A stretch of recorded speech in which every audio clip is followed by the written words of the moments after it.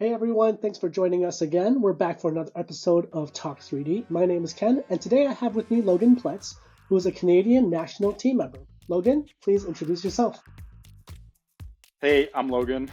I'm originally from Regina, Saskatchewan, and I currently live in Canmore, Alberta, training with the Canadian national team in the sport of biathlon.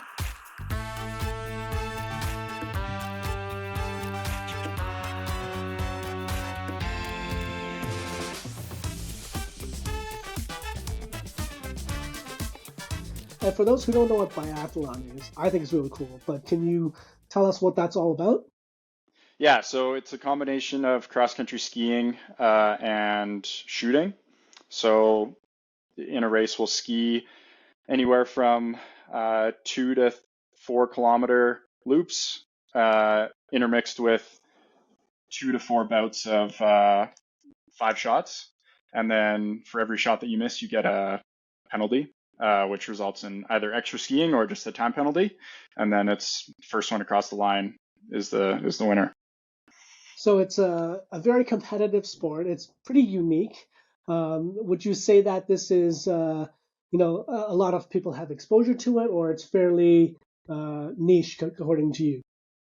Yeah, I mean in North America it's pretty niche. In Europe we race most of our World Cups overseas, and I'm not exactly sure. I think it's maybe the first or second most watched TV winter sport in Europe. So the atmosphere and the crowds over there are definitely a lot bigger of a deal than it is over here. So Gotcha. And tell us a little bit about your history. Like, how long have you been training, and when did you join the Canadian national team?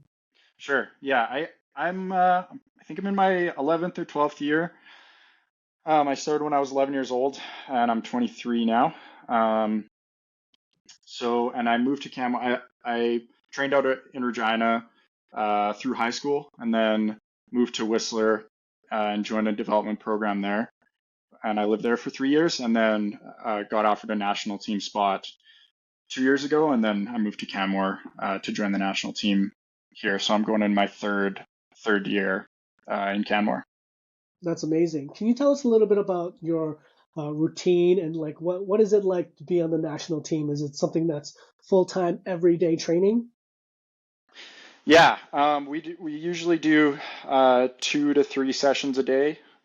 Two of those will be physical. So, for example, we'll do like a 2 hour cross country ski in the morning, and we'll do that with, we call it like combo training with shooting practice. And then we might do an hour and a half to 2 hours of either running or biking or skiing again in the afternoon. And that'll just be sort of on our own. And then in addition to that, we'll do specific shooting work, either live on the range, or what we do quite a bit of dry firing as well, which is shooting without bullets. So you can do that either in your basement or your garage or whatever. That's pretty good for just working on like processes and not really looking at, oh, okay, did I hit the target or not? Yeah, so it's a pretty busy day for sure. It's nice that I have a good team here that we can all do it together, and that definitely makes it more fun in the summer. So So yeah, how do you practice skiing in the summer? Is there a particular apparatus to do that? yeah, we have roller skis, so it's sort Oh, of like a rollerblade, but there's, instead of wheels under your foot, there's wheels on either end of your foot, and you can use the same ski boots that you'd use in the winter. So they're okay. They don't have brakes on them, so we can get going pretty fast when we're racing on roller skis in the summer, like 50, 60K an hour on some of the downhills. So yeah, so roller skis, and then you're carrying your rifle on your back too. It can get a little bit hairy um, at times. So we I would say we don't race that hard in the summer. Just people break stuff and get injured when that starts happening. So and I think I yeah. read somewhere that the rifle that you carry is like really, really long, like almost 6 foot. No, no. So I had to build a rifle because I'm quite tall. Okay, So the rifle itself is like moderately sized. I think I mean in my Fusion models is about 800 millimeters long for the okay. stock, and then the barrel's an extra foot on top of that. So Yeah, no, I've carried on my back, so it couldn't be taller than me. But Gotcha. All right. yeah, So a lot of people are wondering, why we're interviewing an Olympian for Talk3D. But really, it's because you've done some incredible stuff with some of the gear that we have. So there's I know you have a Snapmaker and you have an Einstar scanner. But let's get into that and talk a little bit about uh, how you kind of met us, and then what started this idea of using 3D printing and 3D scanning to kind of improve what you want to do. for sure. Yeah, I'm not an Olympian yet. I'm hoping to go in 2026. But yeah, I mean, so our rifle stocks for biathlon are mostly made out of wood. Like, it's like a pretty historic sport that has roots in military applications. So I hadn't, I guess I grew up through the sport and I hadn't seen a lot of uh, development or innovation on the actual material side for biathlon in a while. Like, obviously the skis and the bindings and the boots are always being developed, but that's sort of managed by a few like bigger companies. So I thought there was like some room to do some pretty cool stuff with the rifle stock a few years ago. And so I actually bought a smaller 3D printer, not the Snapmaker I have right now. And started just playing around with ideas for different grips, because there's a few different spots on the rifle where you hold it either for prone shooting, like laying down. There's two spots, and then for standing, there's a different spot as well. So just sort of working on how my hand sort of interacts with the rifle was sort of where it started. And then from there, I'm a pretty tall guy. I'm 6'2", and so a lot of what we can buy in the market for biathlon, because it's not a huge sport in Canada, is one size fits all. So it has to fit my teammate, my female teammates that are 5'2", and it has to fit me as well. So what I was finding is that all of the adjustable parts were extended to their maximum adjustment, and I didn't really like that I didn't have that range of motion to go, okay, maybe what if I go a little bit further here, or what if I like bring it in, so I could only adjust everything basically shorter.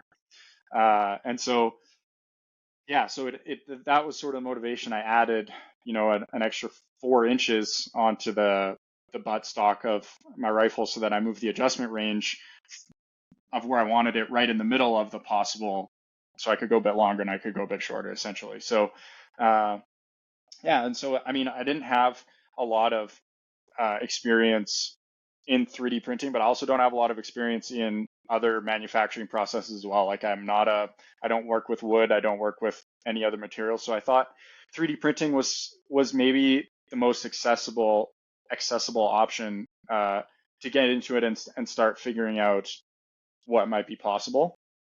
So So, basically, and the need that you saw was you wanted to kind of have some customization, but because you're not a woodworker, neither am I. 3D printing seemed like it would be something that would be easier to get into versus some of those other traditional skills, right? yeah, and I think, I mean, 3D printing is actually really hard once you like start to actually do it. And yeah, I never really want to level a bed by hand ever again, I think. But there's a few things. I mean, it was like a crash course right from the get-go. And I didn't have any CAD experience either. So I downloaded Fusion 360. I'm in school at SAIT, so I could get a education license, and sort of just started clicking away. Was how it started. And then moving it onto the print bed, and then the amount of times that I had material fused to the print bed never to come off ever, or material that wouldn't stick to anything. uh, so that was, I mean, that was probably the first 6 to 12 months, was that, right? And just learning how to use the software and stuff like that. And so I'm about 2 years in now, a year of which I just did like smaller accessory parts. And then I really started working on, okay, what if I could build the whole thing about 12 months ago? Got it.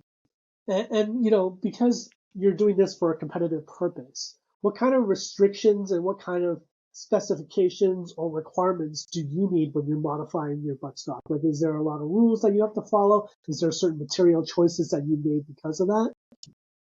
Yeah, there's not a whole lot of rules. Like we pretty much the whole biathlon competitive field uses the same actual rifle and action. Like all of the metal working shooting bits are all the Yeah.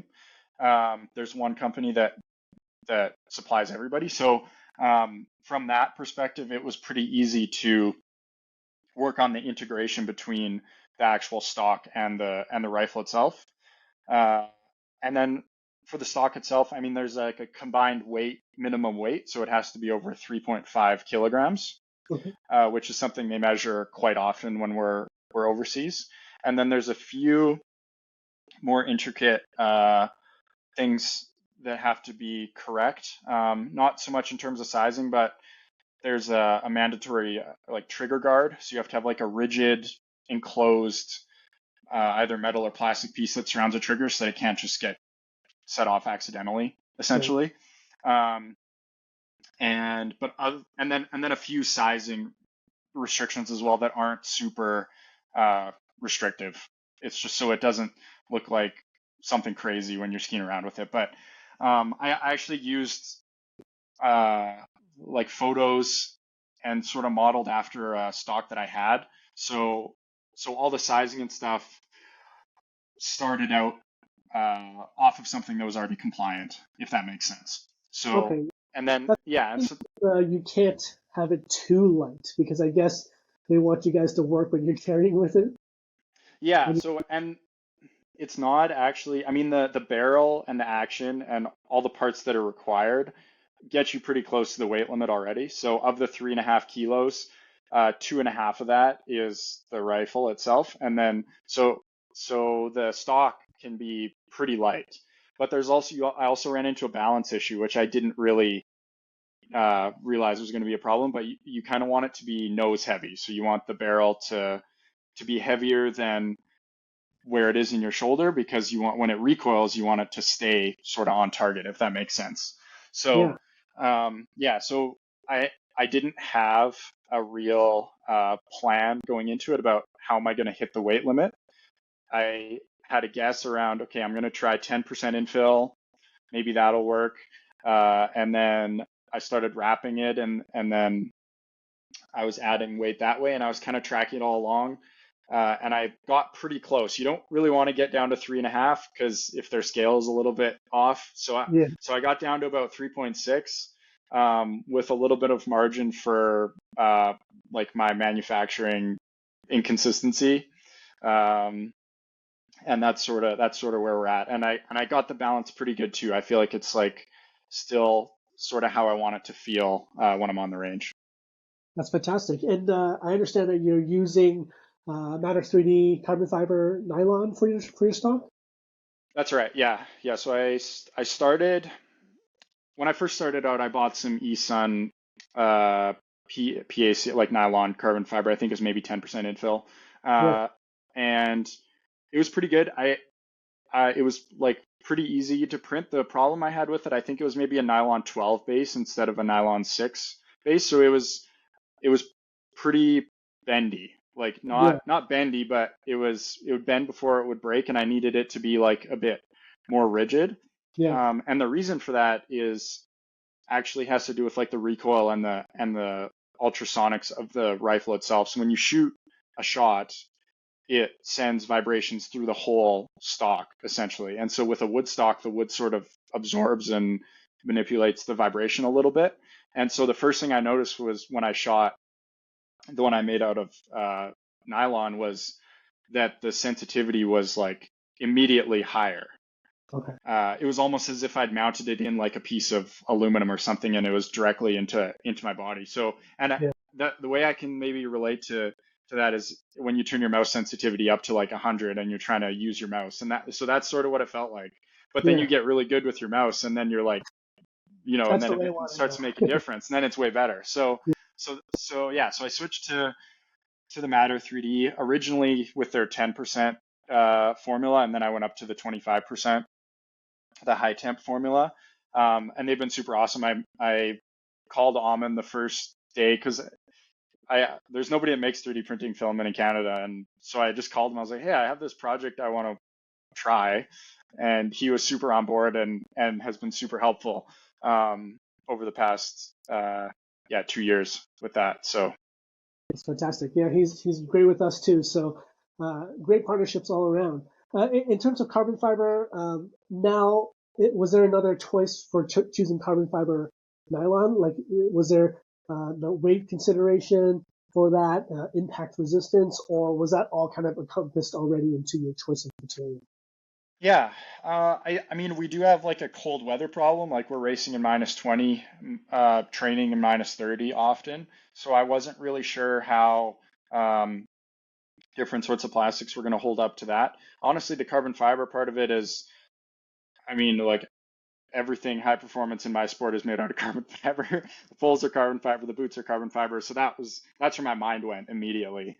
And I think it does make a difference with like the strength and the way I'm printing it now. So it's I don't know if you want me to get into the actual like specs of it, but I'm printing it on a 45-degree angle to sort of elongate the layer lines, Yeah, and then fusing it together in two pieces. So with that, I think that it's it's making a difference where when I'm wrapping it with the fabric after to just sort of to cover the seams, yeah. I already know there's like a specific amount of strength that's going through just the core of it, if that makes sense. And are you relatively comfortable that this would be strong enough and it will hold up to the rigors of your sport as you go into competition? Yeah, I will say I've only broken one, and it was in the airplane. It wasn't Okay, even me. It was in when I was traveling. So okay. yeah, I haven't crashed on it hard. My buddies that are using them, they haven't crashed on them hard yet. I have done some non-destructive testing in my garage where I'm just throwing it around or standing Yeah. on it or whatever, and I've been pretty happy with that so far. So what did you end So up with infill wise? Did you print it at 10% or a little bit more? yeah, so it's at 10%, and then it's also, I have the walls a little bit thicker. So the walls are four, 4 or 5 layers thick. Yeah, that's good. So That's good yeah, and boost so the too. reason for that is just so if I need to Dremel something out and just change it a little bit, then it doesn't punch through. And then, on a big piece like that, it's nice to make sure that I have the walls like complete all the way around, right? So Yeah, yeah, got it.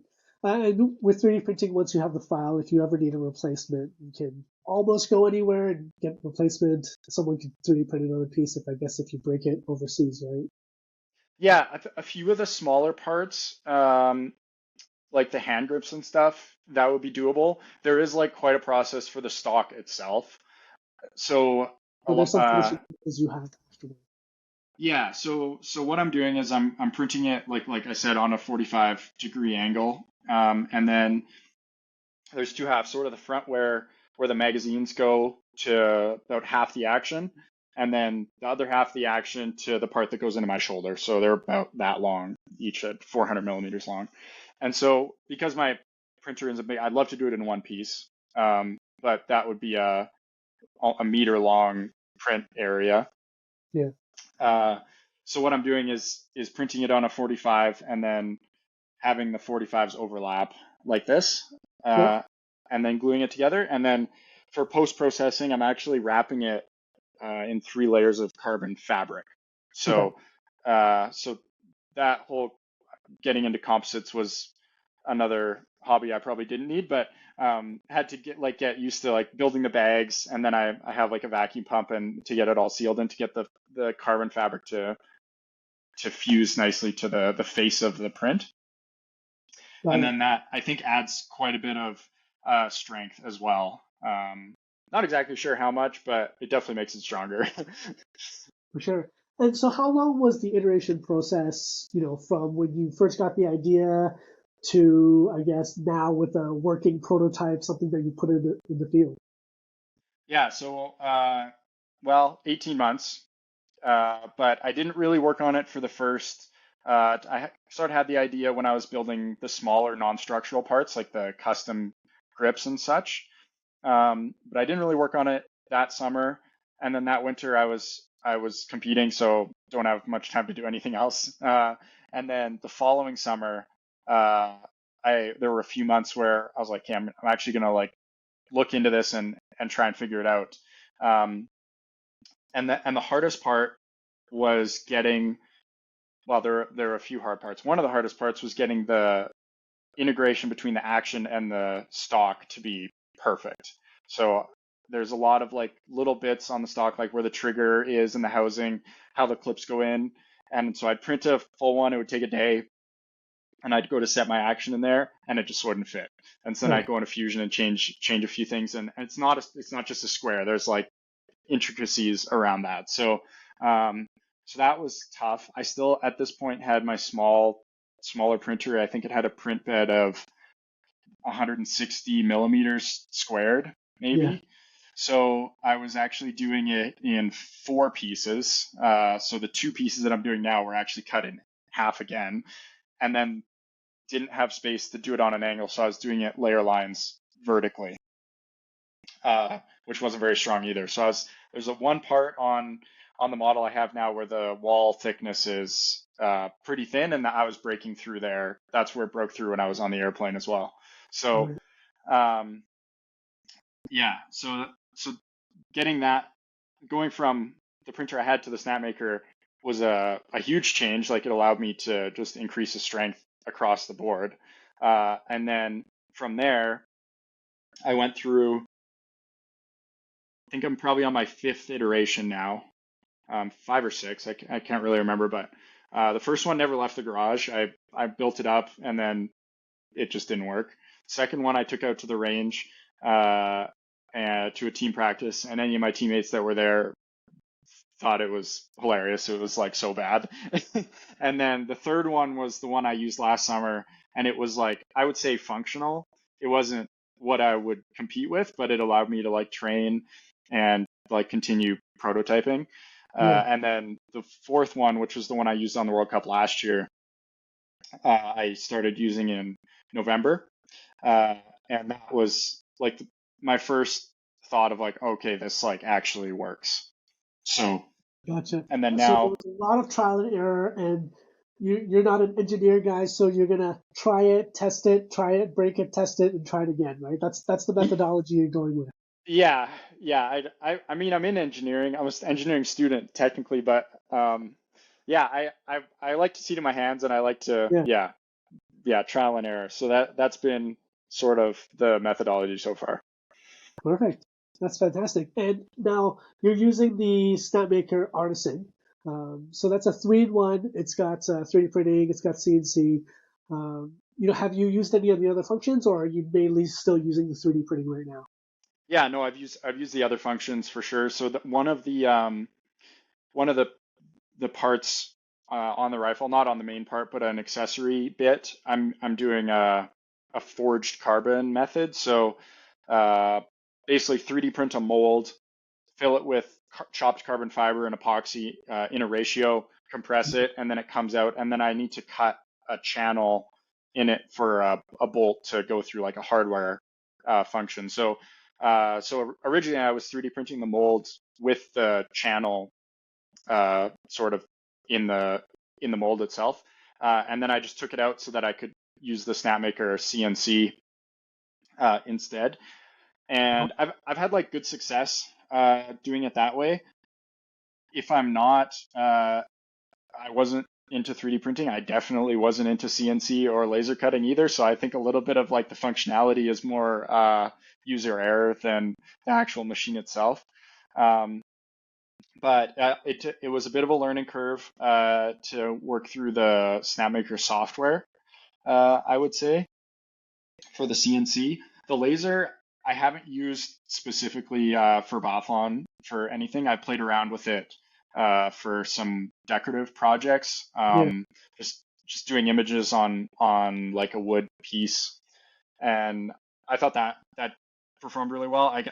I didn't anticipate the smoke issue in the garage, so I hotboxed my garage the first time I did it with laser smoke. So yeah, so now I keep the garage door open now, but yeah, no, it's awesome. But for the footprint, I really enjoy having like all three of those functions. I think there is like a bit more research and trial and error I have to do on the other two functions to maybe get the most out of them.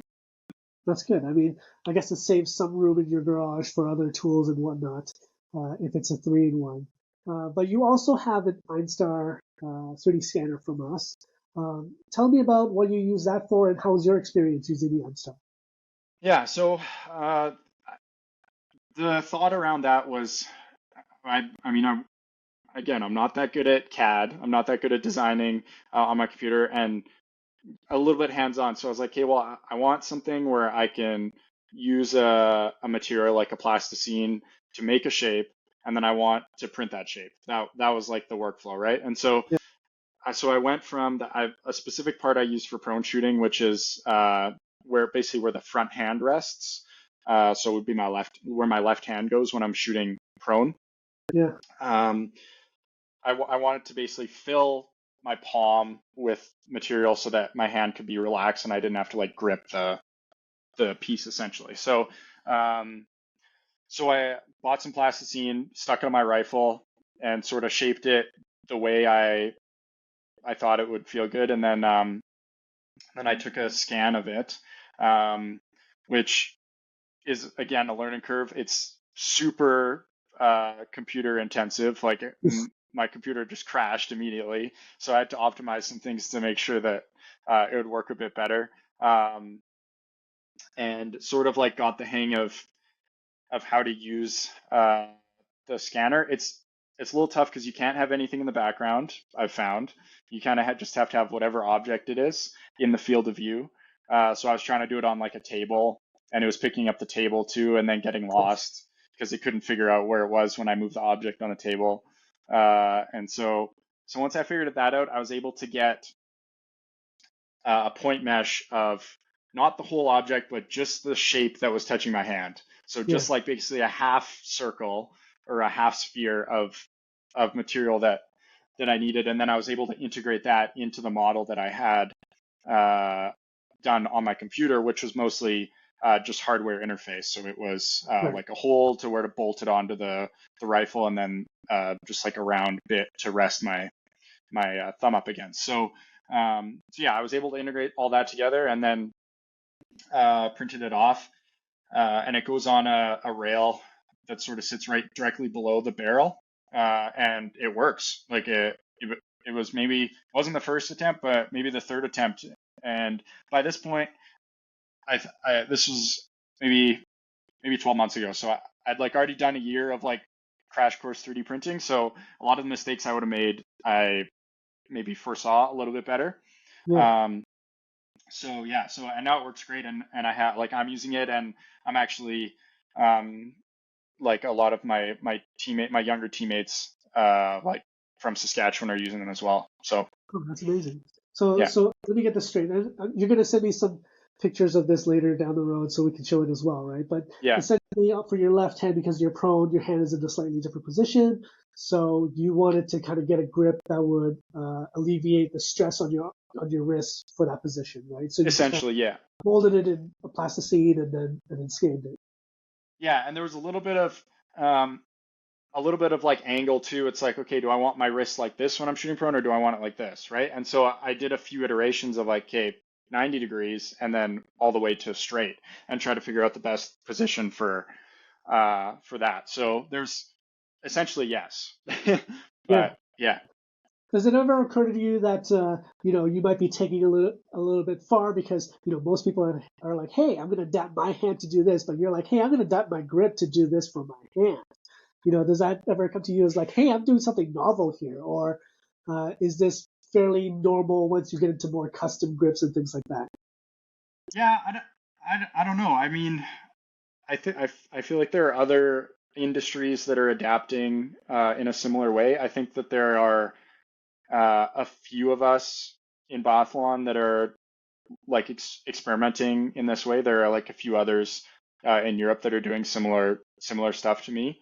Um, so honestly, I think it was just a natural application for somebody that had the interest to do it and was willing to sort of develop the skill set, which I'm doing my best. But Yeah, yeah, but I mean, there it was a. I feel like it was a gap because I still go out on the range, like when I'm practicing, and most of the kids and the younger athletes that are coming up, and even some of my teammates are just using stock parts, like just something you can buy. Uh, and for me, it didn't quite make sense. Yeah, so I guess technology really enabled you to like build custom parts for yourself, and you kind of saw that as, I think I could do it, and you went for it, and it kind of worked out in your favor So far, yeah. so far. Yeah, awesome. Yeah. Did you have to outsource or get any other tools or instruments that would help you build this? Like, was there other things other than the 3D printer and the 3D scanner that helped you made this possible? Yeah, so there is like quite a bit of aluminum hardware that's on the rifle, and a lot of that is similar to what you'd have on a wood, like a traditional wood stock. So there's like certain interfaces, like how I get that hand grip I talked about to actually interface with the rifle. It's on like an aluminum rail. Yep. And then there's some parts like I need an aluminum rail to put the harness that I use it to carry it, right?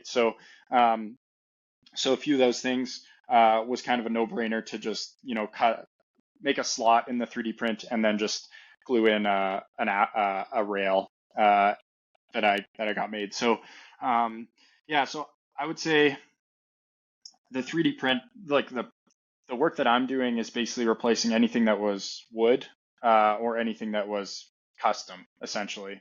And then all the connecty bits are still not stock parts. I'm designing them myself and getting them produced Yeah. at a machine shop. Um, but and they obviously interface with what I've designed, like I think pretty well. But yeah, so that's sort of where I went with yeah, it's mostly adjustment and connection pieces that are aluminum. Gotcha. And now, since I'm assuming other people have wooden stocks and you have a carbon fiber 3D printed stock, when people look at that, do they ever think, oh, I don't know if I would trust that. We're so used to traditionally, handcrafted wooden stock.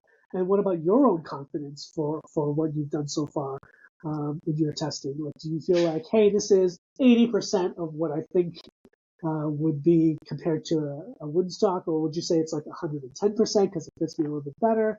Like, what is your perception of the durability and the performance and quality of what you've done? Yeah, I had zero confidence initially, like literally zero. But I think that was as much in my own lack of knowledge as it was in like the material itself. I knew the material could like do like perform better than what was in the market already, like the traditional wood stock. But Yeah, to an extent, I had no idea how to use it, how to design a shape that would uh, perform under load, and everything around that. So I think to an extent, there are still a few bits on there that I'm a little worried about that haven't. I'm I mean, have performed, but not up to the level. Not that they failed, but I just like yeah, haven't tested it enough to be 100% um, confident.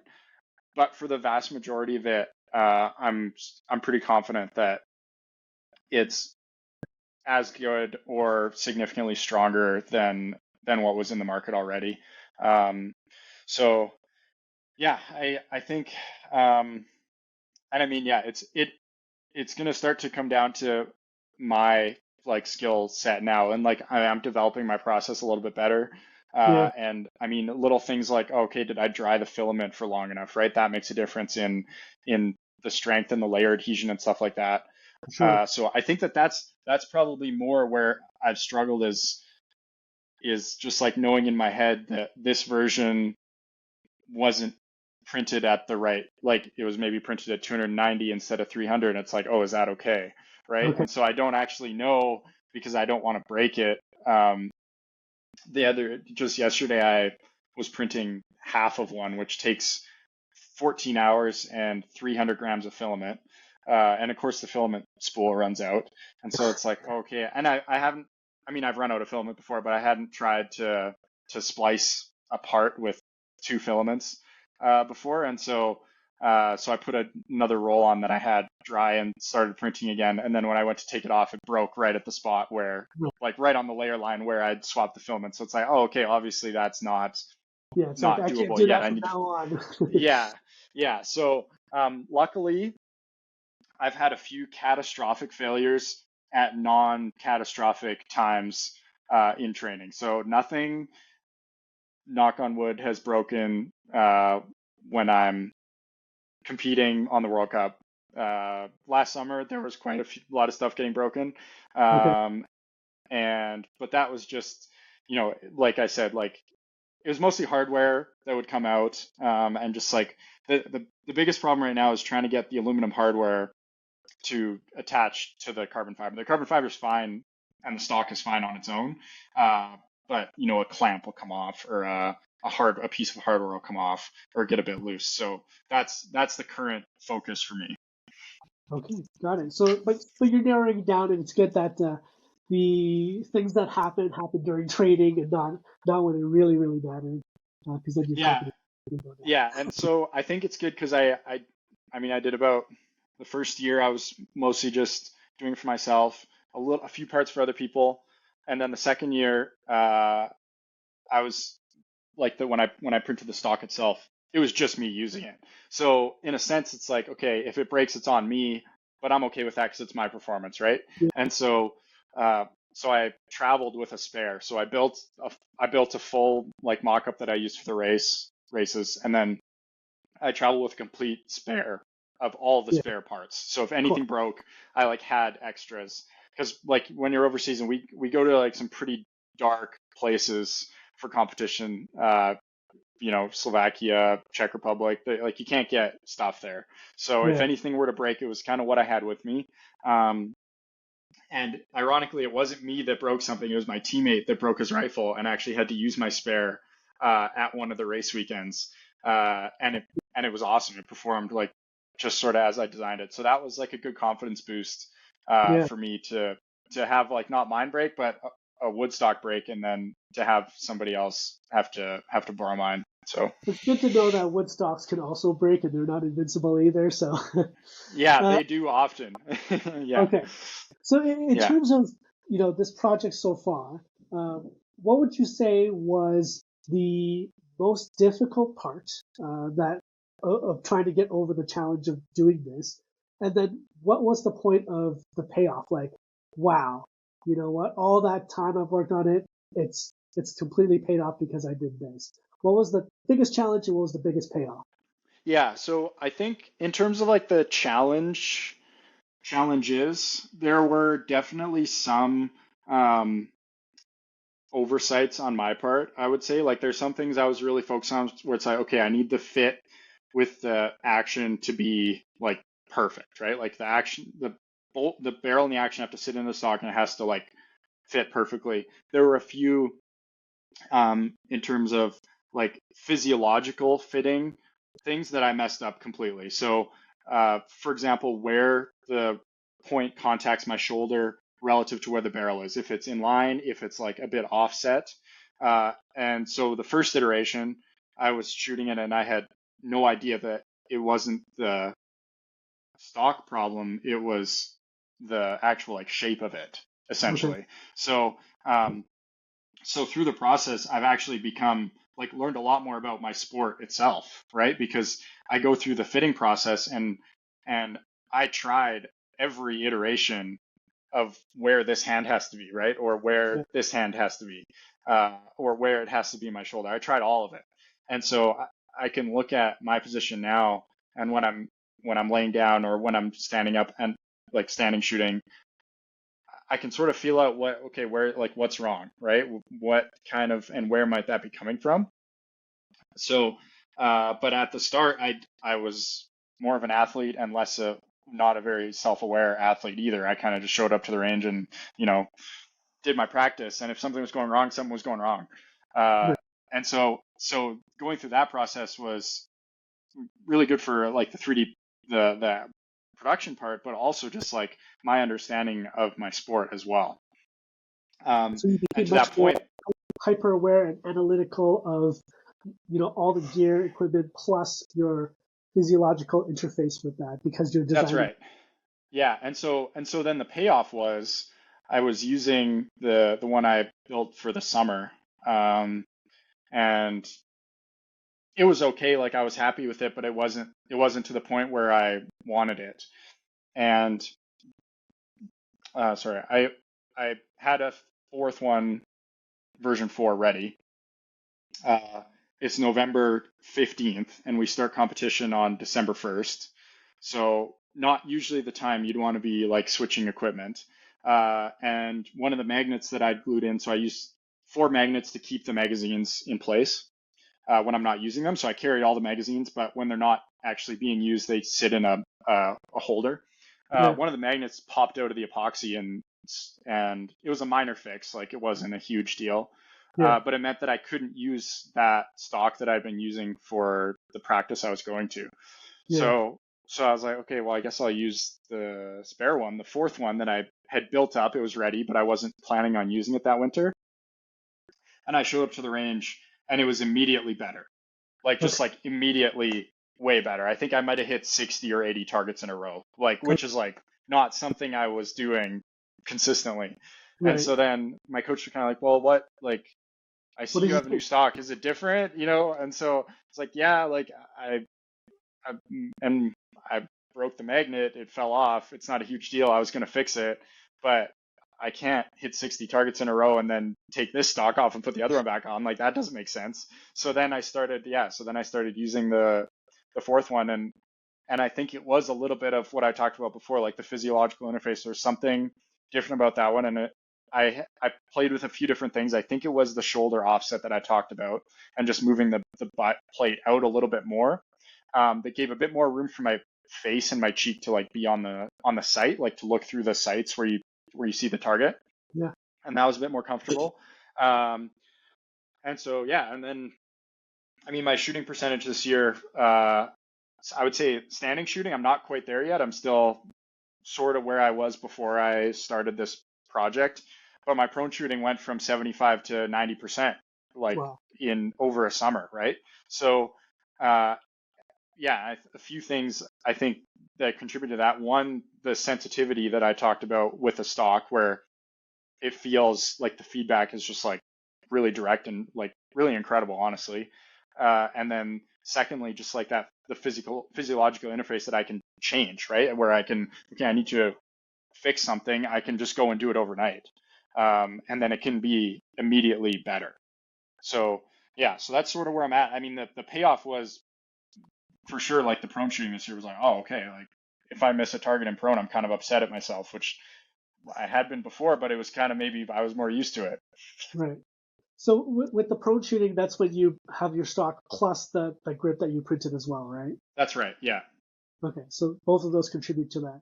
So Yeah. that's a pretty big difference. I mean, in terms of performance gain, even just from that perspective. So what version do you think it'll take you to get to the next level? Let's say, is there a next level when you get to V6 or V7? Yeah. Like, so right now, I'm mostly, I would call it reliability upgrades, is the one I'm working on right now. I had a bit of trouble with a metal collar, a stainless steel collar that I had glued into a 3D printed part.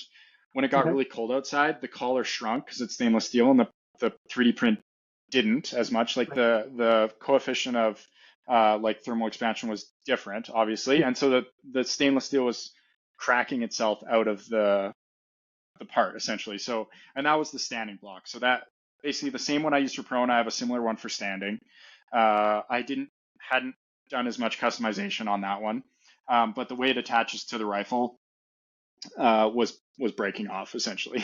So it was fine when we were over in Europe because they don't really get winter there anymore. It's usually 5 degrees, 0 degrees. yeah, But when I was training in Canmore, there were a few cold weeks uh, where we went out to the range for a team practice, and my buddy and I, the one who broke his woodstock, who's still using my spare, we went to shoot standing, and both of our standing blocks broke off same time. So it was a moment where I was like, oh, okay, that needs to be fixed. Yeah. So I'm integrating a screw-in system that's going to allow the clamp's going to be aluminum. It's going to be glued in and screwed in, which is what I've been doing for the other aluminum parts. And I think that should allow it to flex, expand, and sort of take the load a bit better. So that's sort of a redesign that's going on, which has a few other implications. How the bedding, like where the rifle sits in the stock, how that interacts with the rifle. So that's sort of what I'm working on right now. And then as well as the standing shooting, obviously, like I made some improvements, but I think that there's still something there. I haven't figured it out yet, to be completely honest, but there's still So something there, and I'm confident I is the can. goal to get standing to 90% as well? Yeah, I mean that's the not the gold standard, but that's like a acceptable shooting percentage on the World Cup, and so that's sort of where I'd like to be. Yeah. Fantastic. So you've talked about where you think you're going to go with the 3D printing, the technology, and that enablement. But in terms of sport progression wise, what's next for you? I mean, like I'm hopefully going back to the World Cup next winter. The performance I had last winter on the physical side, not on the shooting side, on the physical side was subpar, to be honest. I think I maybe trained a little bit too hard in the summer and didn't have enough gas going into the winter season. So I'm looking to switch that up and sort of optimize so I can show up in a bit better shape. Yeah. And then, I mean, from there, we have the Olympics in 2026. That'd be the next big goal. That's just going to kind of coincide with our World Cup season. Like we have a World Champs every year. There isn't an Olympic year, and then when we have the Olympics, we don't have the World Champs, so it fits into the season quite nicely. So yeah, that's probably my next big goal. But I just like love working on this stuff, and I would just want to see where I can take it, essentially too, right? That's fantastic. I mean, great aspirations, and I think you've made such great progress already so far. Thank you so much for sharing all of this with us and our viewers who are interested in 3D printing, but getting a very different perspective from an athlete who's been able to improve his performance, improve his confidence in his own gear. If people want to find more about you, where can they find you? I'm on Instagram, Logan_Pletz, I think. But yeah, first name dot last name. Yeah, that's probably where I'm most active. I have Facebook, but I'm not on there very much, or the other social medias. So yeah, and if anybody has any questions about anything related, feel free to reach out, and I'm more than happy to share my experience as well. Fantastic. And for us, if you ever have questions about materials, if you say, hey, you know what, this keeps breaking off, what do your techs think can help me improve this? We're more than happy to help and give you some ideas and say, hey, we have some other technologies available. Maybe we could do one off this and that, and you can see how that compares.